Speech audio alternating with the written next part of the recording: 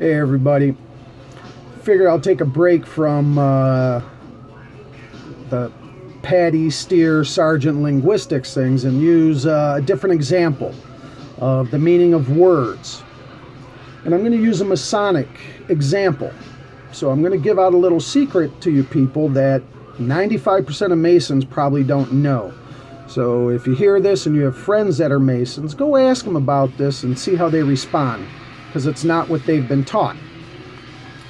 We're going to deal with the Master Mason degree this time, and we're going to deal with the drama of the raising, as it's called. So if you talk to a Mason, you let them know you're hearing something about their raising. During the raising of the Master Mason degree, the candidate will take on the character of Hiram Abiff, one of the Grand Masters, and he has a secret, and he's going to leave the area where he takes a break and pray, the Holy of Holies. So as he gets up to leave, a couple ruffians, 3 of them to be exact, who wanted the secret of a Master Mason before its time was due to them, which was at the completion of the temple. Well, the temple wasn't complete yet, but these 3 ruffians wanted the secret. They couldn't wait. So they set themselves up at the south, west, and east gates of the temple, because those were the exits, to catch Grand Master Hiram Abiff after he did his daily devotion. So as Hiram gets up to leave, he runs into the first ruffian at the south gate, who goes by the name Jubilah. He runs into a second ruffian at the south gate called Jubilo, and at the third gate he runs into Jubilum. Now, these names are not random, and that's what I'm trying to explain. Names, words have meaning and power. So Jubilah, the first ruffian, ends in an A. Jubilo ends in an O. Jubilum ends in a UM. The A ending suffix is feminine. The O ending for Jubilo is masculine. Jubilum, the UM, is actually plural. It's a plural one. So you have A, O, and M denoting feminine, masculine, and plural. Now, the first ruffian hits Hiram in the throat with a 24-inch gauge. That feminine ruffian represents the crown, because the crown, or the government, statecraft, wants to control your speech 24 hours a day.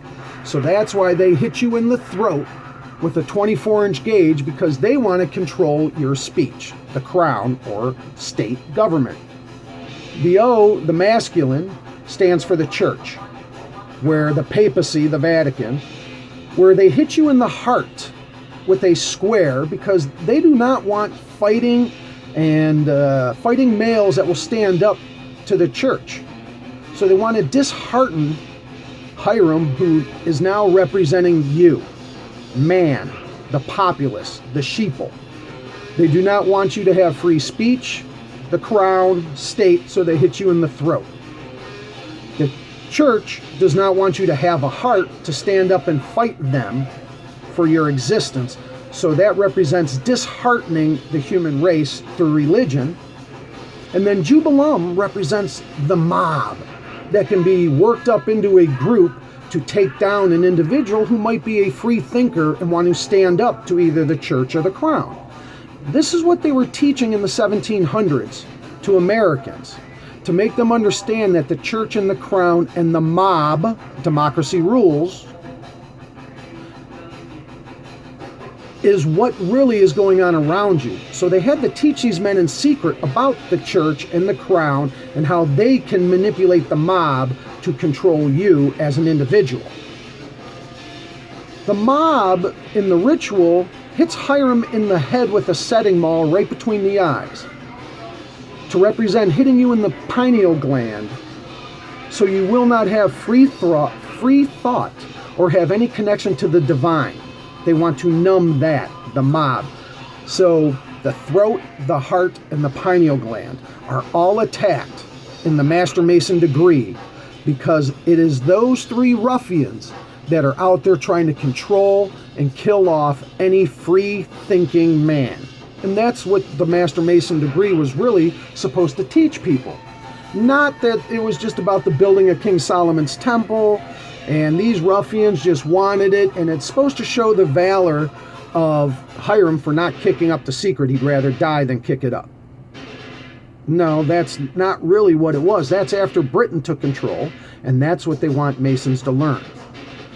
So when you talk to your friends who happen to be Masons, Jubala, Jubilo, Jubilum, feminine, masculine, plural, instruments they use and where they hit you are all representative of what was happening to mankind throughout the ages, which so-called fomented the revolution.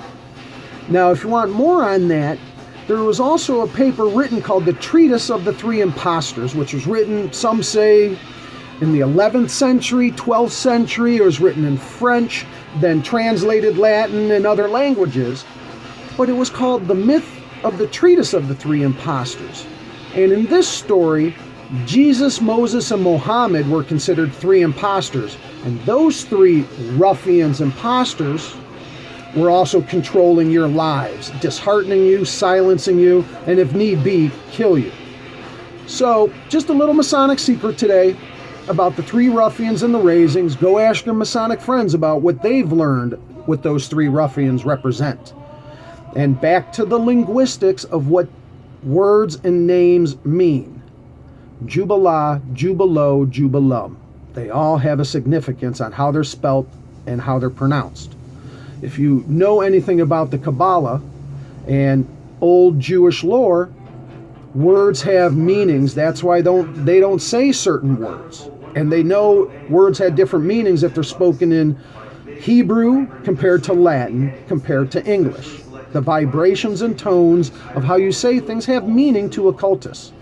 So, Paddy, Steer, and Sargent, names have meaning, just like Jubala, Jubilo, Jubilum.